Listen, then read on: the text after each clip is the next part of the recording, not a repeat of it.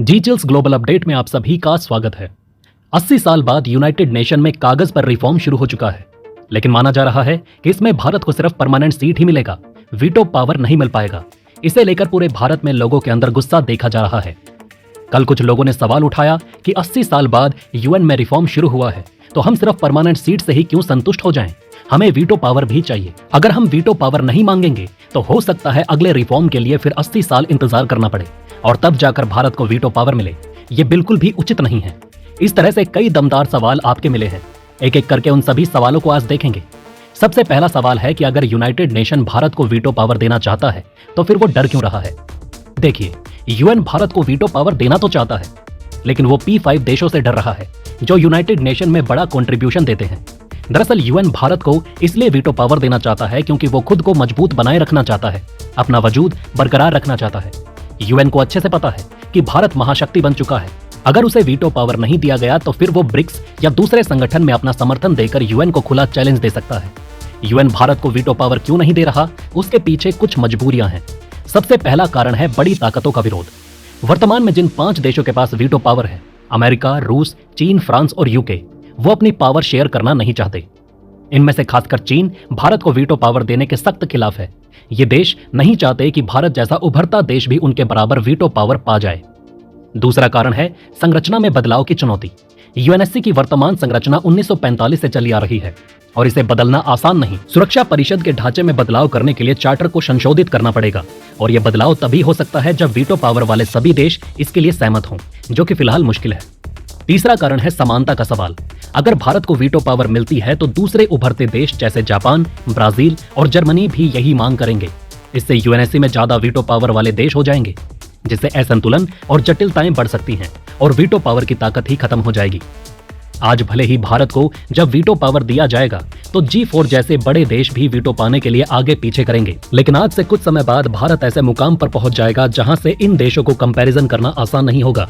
जिस प्रकार आज की डेट में जर्मनी, जापान, ब्रिटेन, फ्रांस ये सभी चीन और अमेरिका से कंपैरिजन नहीं कर पाते, ठीक उसी प्रकार आने वाले समय में भारत चीन और अमेरिका के क्लब में शामिल हो जाएगा। इसके बाद भारत के कंपैरिजन में चीन और अमेरिका के अलावा कोई और नहीं बच पाएगा और फिर यूनाइटेड नेशन बेहद आराम से भारत को वीटो पावर दे सकता है। उस वक्त इतना हो हल्ला भी नहीं मचेगा। नेक्स्ट सवाल है कि वीटो पावर का क्या मतलब है? वीटो पावर का मतलब है कि कोई स्थायी देश अकेले किसी प्रस्ताव को खारिज कर सकता है। भारत के पास ये पावर नहीं होगी, इसलिए उसे अपने हितों की रक्षा के लिए दूसरे देशों का समर्थन जुटाना पड़ेगा।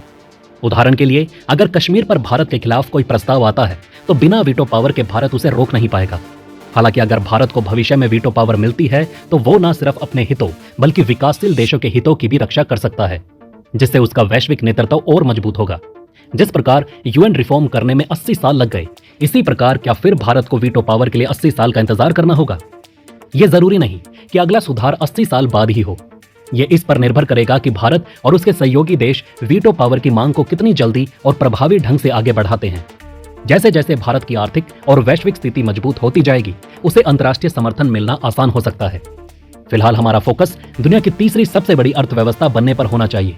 अगर भारत अपनी आर्थिक और सैन्य ताकत बढ़ाता है तो वो सुरक्षा परिषद में अपनी जिम्मेदारी और प्रभाव को साबित कर सकेगा। इससे उसे भविष्य में वीटो पावर के लिए समर्थन जुटाने में मदद मिलेगी। अगर भारत और उसके समर्थक देशों का दबाव बना रहा तो सुधार की प्रक्रिया तेज हो सकती है। इतिहास के कई देशों ने पहले छोटे कदम उठाए और फिर धीरे धीरे अपने अधिकार बढ़ाए। भारत भी इसी रणनीति को अपना सकता है। उदाहरण के लिए चीन भी पहले कमजोर था, लेकिन आज वो वीटो पावर वाला देश है। भारत को धैर्य के साथ साथ थोड़ी अधीरता भी दिखानी होगी। अगर हम पूरी तरह शांत रहे तो वीटो पावर का मुद्दा ठंडे बस्ते में जा सकता है। भारत को दुनिया को लगातार याद दिलाते रहना होगा कि उसे वीटो पावर क्यों चाहिए। जब भारत यूएनएससी में स्थायी सदस्य बन जाएगा तो उसे अपने प्रभाव का इस्तेमाल करते हुए विकासशील देशों का समर्थन जुटाते हुए लगातार वीटो पावर की मांग उठानी होगी। ये वैसा ही दबाव होगा जैसे भारत ने ब्रिटिश हुकूमत पर आजादी की मांग के लिए बनाया था। इसलिए धैर्य और अधीरता के बीच संतुलन बनाकर भारत को अपने भविष्य को मजबूत और सुरक्षित करने की दिशा में काम करना होगा। भारत को परमानेंट सीट मिलने से क्या फायदा होगा? भारत को अगर संयुक्त राष्ट्र सुरक्षा परिषद की स्थायी सदस्यता मिलती है तो उसकी विश्वसनीयता और प्रभाव काफी बढ़ जाएगा। उसकी आवाज और चिंताओं को गंभीरता से लिया जाएगा, जिससे उसका ग्लोबल स्टेटस भी मजबूत होगा। हालांकि बिना वीटो पावर के भारत का प्रभाव सीमित रहेगा, क्योंकि बड़े फैसलों पर मौजूदा वीटो वाले देशों का नियंत्रण होगा। उदाहरण के लिए जलवायु परिवर्तन और आतंकवाद जैसे मुद्दों पर भारत महत्वपूर्ण भूमिका निभा सकेगा, लेकिन विवादास्पद मुद्दों पर उसे दूसरे देशों का समर्थन जुटाना पड़ेगा। भारत को अपने प्रस्ताव और विरोधों के लिए बहुमत का समर्थन पाने के लिए ज्यादा कूटनीति और लॉबिंग करनी होगी, जिससे वो सुरक्षा परिषद में अपनी स्थिति को मजबूत कर सके। ऐसी उम्मीद क्यों की जा रही है कि भविष्य में भारत को वीटो पावर भी जल्द ही मिल जाएगा। शुरुआत में नए स्थायी सदस्यों को वीटो पावर नहीं मिलेगी, लेकिन भविष्य में इस पर चर्चा हो सकती है। भारत के लिए यह एक बड़ा मुद्दा है और आने वाले समय में वीटो पावर मिलने की संभावना बढ़ सकती है। उदाहरण के लिए अगर भारत यूएनएससी का स्थायी सदस्य बन जाता है और अच्छे से काम करता है तो उसे भविष्य में वीटो पावर मिल सकती है। यह इस पर निर्भर करेगा कि भारत ग्लोबल मुद्दों पर कैसा प्रदर्शन करता है और बाकी देशों के साथ उसके संबंध कैसे होते हैं। भारत की रणनीति है कि पहले स्थायी सदस्यता हासिल की जाए और फिर धीरे धीरे वीटो पावर के लिए कोशिश की जाए। इसके लिए मजबूत कूटनीति और लॉबिंग की जरूरत होगी। हालांकि भारत को पहले अपने आंतरिक मुद्दे जैसे गरीबी, बेरोजगारी और अमीर गरीब के बीच के अंतर को कम करना होगा। जब देश अंदर से मजबूत होगा तो भारत वीटो पावर के लिए और अधिक प्रभावी तरीके से तैयारी कर सकेगा। भारत को वीटो पावर कैसे मिल सकता है? वीटो पावर हासिल करने के लिए भारत को सबसे पहले दूसरे देशों का समर्थन जुटाना होगा, खासकर उन देशों का जिनके पास पहले से वीटो पावर है। भारत को दिखाना होगा कि वो एक जिम्मेदार और स्थिर शक्ति है जो वैश्विक सुरक्षा और शांति में अहम भूमिका निभा सकता है।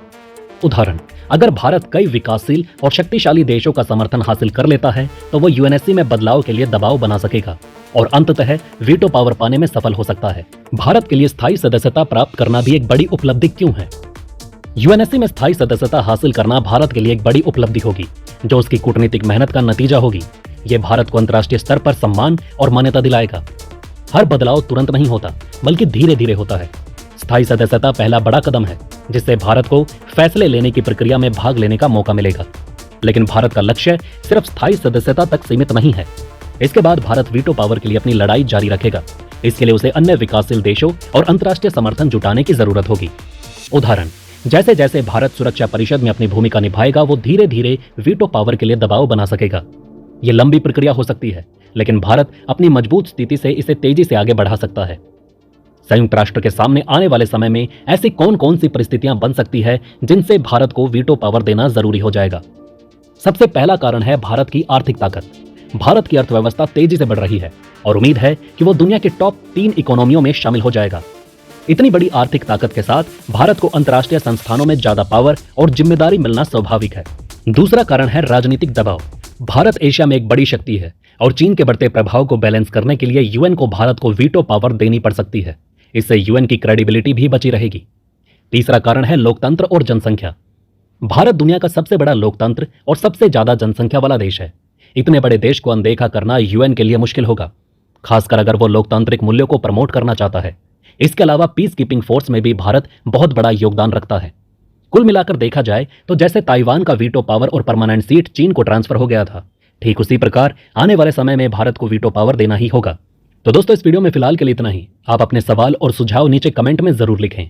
आप देख रहे थे जी चिल्स। जल्द पूरे होंगे आपके सारे विल्स। धन्यवाद।